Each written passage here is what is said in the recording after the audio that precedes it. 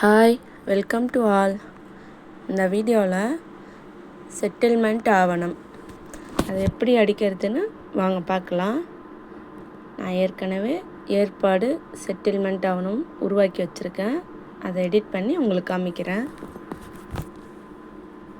ஆவணத்தின் தன்மை ஏற்பாடு செட்டில்மெண்ட் ஆவணம் செலக்ட் பண்ணிட்டேன். அதுக்கடுத்து கீழே வந்தீங்கன்னா முந்தைய ஆவணத்தை இணைப்பு செய்க. அதில் இந்த பத்திர நம்பரில் 3 பத்திர நம்பர் இருக்குது. அந்த 3 நம்பரையும் லைன் பை லைன் 1 பை 1 எல்லாத்தையும் சேர்த்துட்டேன். இப்போ தொடர்ந்து செயல்படுத்தவும்.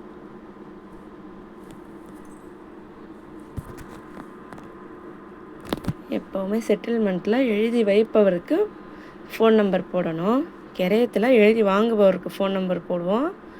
செட்டில்மெண்ட்டில் எழுதி கொடுப்பவருக்கு ஃபோன் நம்பர் போடணும், எழுதி வாங்குபவருக்கும் ஃபோன் நம்பர் போடணும். செட்டில்மெண்ட்டில் மட்டும் 2 பேருக்குமே ஃபோன் நம்பர் போடணும். இதில் உறவுமுறை விவரம் சேர்க்கப்பட்டதால் ஏற்பாடு எழுதி வைப்பவரோட டீட்டெயிலாக நம்ம எதுவுமே எடிட் பண்ண முடியாது. ஒரு தடவை பேர், ஊர், வயசு, அட்ரஸ்ஸு எல்லாம் கொடுத்து சேர்த்ததுக்கப்புறம் லாஸ்ட்டாக நம்ம உறவுமுறையெல்லாம் சேர்த்துருவோம். அதுக்கப்புறம் இதை எடிட் பண்ணவே முடியாது. அதுக்கடுத்து ஏற்பாடு எழுதி பெறுபவர் அவரையும் நான் சேர்த்துட்டேன். பேர், ஊர் எல்லாம் கொடுத்து இவருக்கும் இங்கே ஃபோன் நம்பர் அடிச்சிட்டேன், கொடுத்து சேர்க்க கொடுத்துட்டேன். இப்போ மறுபடியும் எடிட்னா போக முடியாது. இங்கே வந்துடுச்சு பாருங்கள், உறவுமுறை விவரம் சேர்க்கப்பட்டதால் எடிட் பண்ண முடியாது. இப்போ நம்ம அடுத்து வந்துடலாம். பிரதிநிதி எதுவும் கிடையாது. 18 வயசுக்கு கம்மியாக இருந்தால் தான் இதை நம்ம போடுவோம். ஆவணதாரர் எழுதி கொடுப்பவரா வாங்குபவரா, பெயர், பிரதிநிதி இளவரின் காப்பாளர் கொடுப்போம். பேர், ஊர், அட்ரஸ்லாம் கொடுத்துட்டு சேர்க்க கொடுக்கணும் இருந்தால். எனக்கு எதுவும் 18 வயசு கம்மியானவங்க இல்லை, அதனால் நான் அடுத்து சாட்சிக்கு வந்துட்டேன். சாட்சியை 2 பேருக்கு ஏற்கனவே சேர்த்துட்டேன். புதுசாக உங்களுக்கு அடித்து காமிக்கணுன்னா ஆதார் நம்பர்லாம் பார்த்து ஒன்று ஒன்றா ஃபில் பண்ணுறதுக்கு ரொம்ப லேட் ஆகிடுது. வீடியோ 20 நிமிஷம் 25 நிமிஷம் போயிடுது. அதனால தான் ஏற்கனவே நான் எல்லாத்தையும் போட்டு முடிச்சுட்டு தான் உங்களுக்கு எடிட் பண்ணி காமிக்கிறேன். இதை எடிட் பண்ணி காமிக்கிறேன். எழுதி வைப்பவர் பரசுராமன். குடும்ப உறுப்பினர்களுக்கிடையேயான ஏற்பாடு ஏழுமலை. என்ன உறவு மகன். சேர்க்கன்னு கொடுக்கணும். இப்போ நான் மேம்படுத்துக்க கொடுத்துட்டேன். கீழே சேர்ந்துடுச்சு. இப்போ அடுத்து வந்துடலாம்.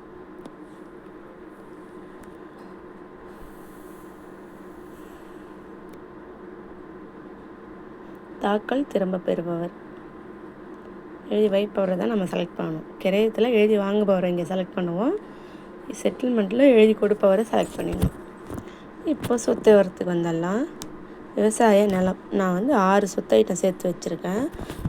1 மட்டும் எடிட் பண்ணி காமிக்கிறேன். சொத்து விவரங்கள் ஃபஸ்ட்டு பதிவு கிராமம் இதில் செலக்ட் பண்ணிடணும். அலுவலகம், பதிவு கிராமம் செலக்ட் பண்ணிவிட்டு பட்டா நம்பர் இருந்தால் பட்டா நம்பர் போட்டு சேர்க்க கொடுக்கணும். அங்கே 2 பட்டா நம்பர் இருக்குது.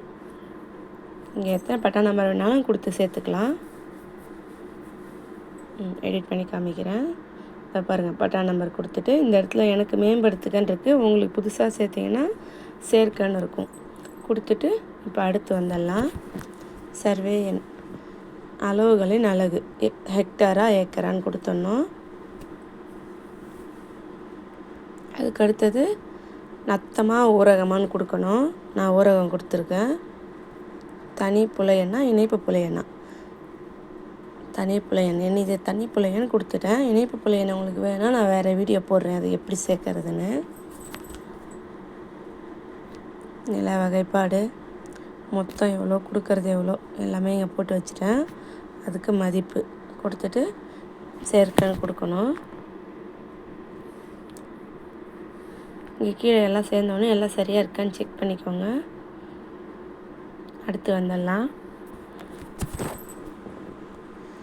எல்லை விவரங்கள். சொத்துக்கு 4 பக்கமும் என்ன இருக்குன்னு கொடுக்கணும்.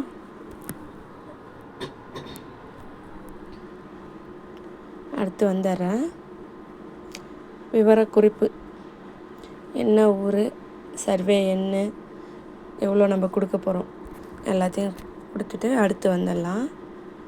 கிணறு, மின் மோட்டார், பம்பு செட் ஏதாவது இருந்தால் சேர்க்கன்னு கொடுக்கலாம். எதுவும் இல்லை, அதனால் அடுத்து வந்துடுறேன். இப்போ அடுத்து வந்துடலாம். ஏற்பாடு எழுதி பெறுபவர் 4 சொத்துமே அவருக்கு தான் போக போகுது. அதனால் 4 சொத்தையும் இங்கே நான் கொடுத்துட்டேன். அடுத்து வந்துடலாம். சேமிக்க மற்றும் தொடர்க கொடுத்துட்டேன். பாக்ஸில் ஏதாவது எழுத தந்தால் எழுதலாம், இல்லைன்னா விட்டுடலாம். அடுத்து நான் வந்துட்டேன். எல்லாம் இங்கே பேர்லாம் செக் பண்ணிக்கிட்டு சாட்சியும் செலவு இங்கே சரியாக இருக்கான்னு செக் பண்ணிவிட்டு சேமிக்க மற்றும் தொடர்க. இங்கே வந்து ஆன்லைன் மதிப்பு இங்கே இருக்கும், நம்ம போட்ட மதிப்பும் இருக்கும். ரெண்டும் வித்தியாசம் வருதா இல்லை ஒன்றா இருக்கான்னு இங்கே செக் பண்ணிக்கணும். வரி ஆவணத்திற்கான சுருக்கத்தை மேம்படுத்துக. அவ்வளோதான், டிப் நம்பர் வந்தாச்சு. இப்போ எனது ஆவணத்தில் போயிட்டு ஸ்டாம்ப் ஏற்றணும். பத்திரம் நம்ம வாங்கி வச்சுருக்க பத்திர நம்பர்லாம் போட்டு ஆன்லைனில் ஏற்றணும். முத்திரை தாளை சேர்க்க பக்கத்தில் இருக்க பார்த்தீங்களா, எனது ஆவணம் பக்கத்தில், அதில் போய் சேர்க்கணும். நான் வேறு வீடியோவாக போடுறேன். தேங்க்யூ.